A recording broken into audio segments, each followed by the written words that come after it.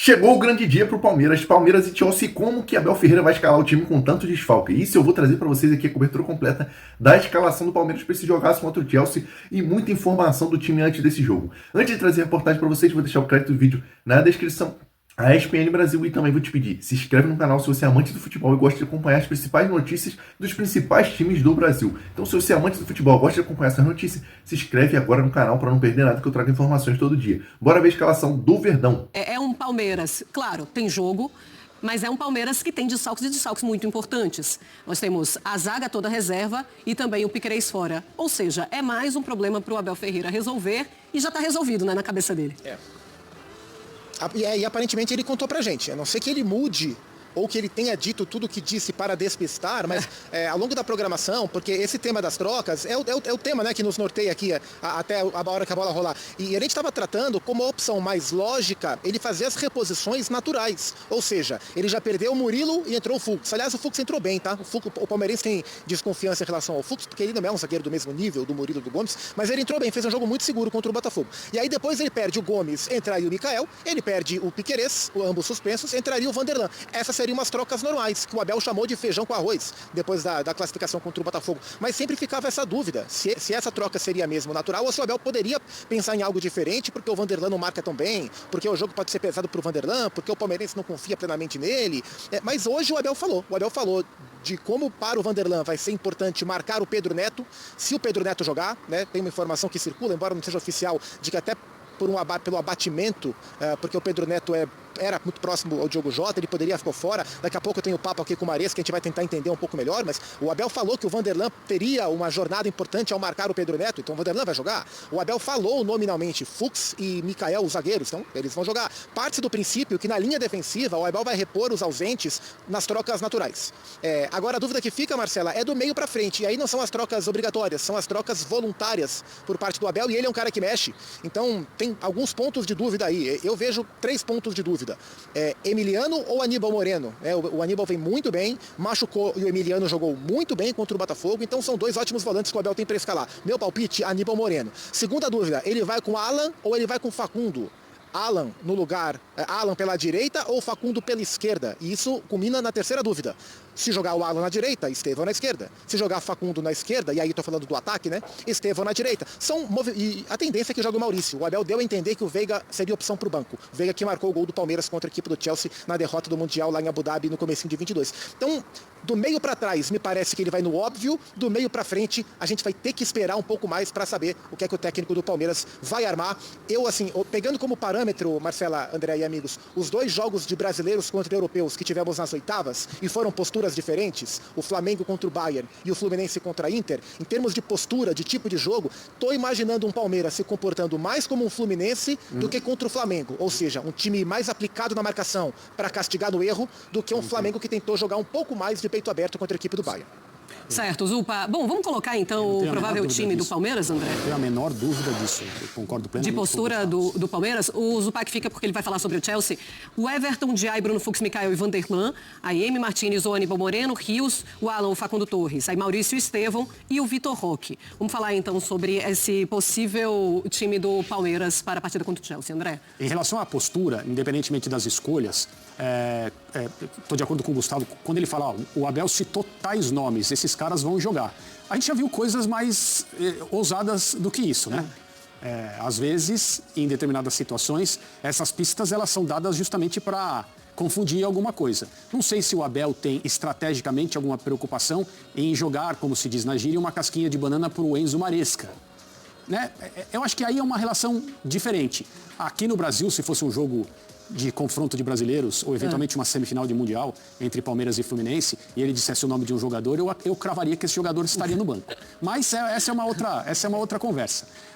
Em relação à postura, sistema, como jogar, eu tenho muita convicção de que o Palmeiras vai se comportar à lá Fluminense contra a Internacional de Milão e também, por que não, à lá Palmeiras por tantas e tantas vezes nesse período em que o Abel conduziu o clube a glórias absurdas, né? E não é só porque, estrategicamente, isso aproxima o Palmeiras do bom resultado, de um gol ou mais e da vitória.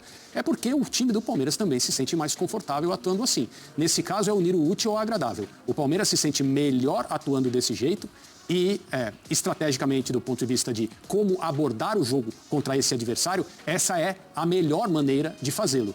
O Flamengo fez diferente pelo mesmo motivo. O Flamengo se sente melhor disputando a posse com o adversário, querendo ser superior por intermédio da elaboração dessa posse, e para o Flamengo era melhor enfrentar o Chelsea dessa maneira. Ele tentou fazer isso contra o Bayern e encontrou uma barreira do ponto de vista técnico, físico e estratégico que ele não conseguiu superar. Então eu acho que o Palmeiras vai fazer uma partida de muita solidez defensiva e aquilo que o Abel sempre pede há muito tempo e vai ser muito necessário. Eu me arrisco a dizer que o Palmeiras depende disso nesse jogo. Serão poucas oportunidades e o Palmeiras não pode desperdiçá-las. Então a tal eficiência que o Abel tanto pede, ela precisa aparecer nessa sexta-feira, às 10 da noite, hora de Brasília. Pois é, e jogar no erro do Chelsea, com certeza. Bom, o Abel, ele sempre tem um plano, ele sempre imagina o seu adversário e ele sabe como é jogar com adversários mais fortes. Mas sem nenhuma vergonha, não tem nenhum problema em relação a isso. Quantas vezes contra o Chelsea eu falei, contra o Flamengo, ele vou jogar desse jeito, porque é dessa maneira que vamos conseguir uma vitória e muitas vezes ele conseguiu também, né? Olhando para o adversário e sabendo que o adversário é mais forte. Bom, vamos falar do Chelsea também. Zupa, você estava falando que tem pontos importantes a ser observados e o Chelsea pode perder 2 jogadores. Um já perdeu e é um jogador muito importante, mas pode perder mais um jogador muito importante, Pedro Neto. Quem já está fora é o Moisés Caicedo, que está suspenso, e é uma peça muito importante. Ele é o cara que dá dinamismo para o meio campo do Chelsea, o volante equatoriano, que joga muito, marca demais, né? Muito bom em desarmes. É um cara que dá ritmo para o jogo. Não sabemos quem o Enzo Maresca vai colocar no lugar. Ele pode deslocar o Reece James, lateral direito, para jogar de volante, como foi na estreia contra o LAFC, e aí deixar o Malo Gusto, francês, como lateral direito. É uma possibilidade que a gente cansou de ver na Premier League. Ele pode recuar o Enzo Fernandes de segundo volante, deixar junto com o Romeu Lavia, e aí deixa o Palmer de 10 e abre um ponta. Pode ser Madueke, pode ser em Kunku, enfim, ele tem opções. Ou ele pode colocar o Andrei, né, revelado pelo Vasco, mas o Andrei é o que joga menos, mas é um time brasileiro, ele conhece mais. Tem possibilidades, eu até acredito mais que o Reece James jogue de volante, jogador bastante experiente, teria até menos físico para acompanhar um Estevão, para ter que marcar um Estevão, seria uma decisão inteligente por parte do Enzo Maresca. A questão do Pedro Neto está em dúvida. O Chelsea fez um minuto de silêncio antes o Chelsea treinou de manhã em Miami e veio aqui à tarde para Filadélfia, inclusive a coletiva do Maresca, que era para ser 8h30 de Brasília, vai ser às 9 horas de Brasília, já atrasou um pouco, deve ser pela questão logística da chegada, mas de manhã em Miami, o Chelsea divulgou uma imagem de uma oração, todo mundo em círculo, e um minuto de silêncio, todos de mão dada pelo falecimento do Diogo Jota, e o Pedro Neto não foi visto nessa roda. E aí o que se fala é que ele teria pedido afastamento do treino, porque estava muito abatido, ele jogou junto com o Jota no Wolverhampton. Então, mas isso não é oficial, a gente tem que esperar chegar aqui para saber se o Pedro Neto vai jogar ou não. Quem volta é o Nicolas Jackson, centroavante, que foi expulso contra o Flamengo, pegou 2 jogos de gancho, agora está de volta, e quem estará à disposição é o João Pedro, né, atacante brasileiro, da seleção brasileira, estava no Brighton, foi contratado esta semana, já chegou e já vai para o banco de reservas, não sei quanto tempo o Maresca pode utilizá-lo, é um jogador que faz uma boa função de ataque. O Chelsea que oscilou, assim como o Palmeiras, ambos oscilaram muito no Mundial. Acho que a diferença é, embora o Chelsea seja reconhecidamente melhor, o Chelsea não fez um grande jogo no Mundial. O Palmeiras fez, pelo menos na minha opinião, contra o Botafogo fez um grande jogo e contra o Porto também fez, embora não tenha vencido, mas contra o Botafogo, o último jogo, foi um jogo muito firme do Palmeiras. O Chelsea não teve ainda uma grande atuação no Mundial. Vamos ver se vai encarar esse jogo de quartas de maneira diferente de que encarou, especialmente a fase de grupos, onde administrou um pouco mais a questão de elenco. E só para fechar de Palmeiras, sem o Gustavo Gomes, o Abel já resolveu que o Everton, o goleiro do Palmeiras, será o capitão no jogo de amanhã.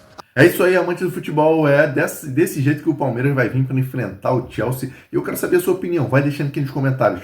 Qual vai ser o placar desse jogaço entre Palmeiras e Chelsea? O Palmeiras vai conseguir fazer o que o Flamengo fez, se impor diante do Chelsea, vencer e vencer bem e avançar para tão sonhadas semifinais, poder enfrentar Al Hilal ou Fluminense, e aí a vaga na final fica muito mais perto. Comente sua opinião aqui embaixo, que ela é muito importante, porque se você acredita no Verdão, a gente aqui do Fabrício na área quer saber a sua opinião. Claro, te convido mais uma vez a se inscrever no canal se você gosta de acompanhar essas informações dos principais times do Brasil. Entrevistas coletivas, cortes da mídia esportiva como essa aqui, muita informação, notícias, tudo que acontece nos principais times. Então se inscreve para você não perder nada e até o próximo vídeo.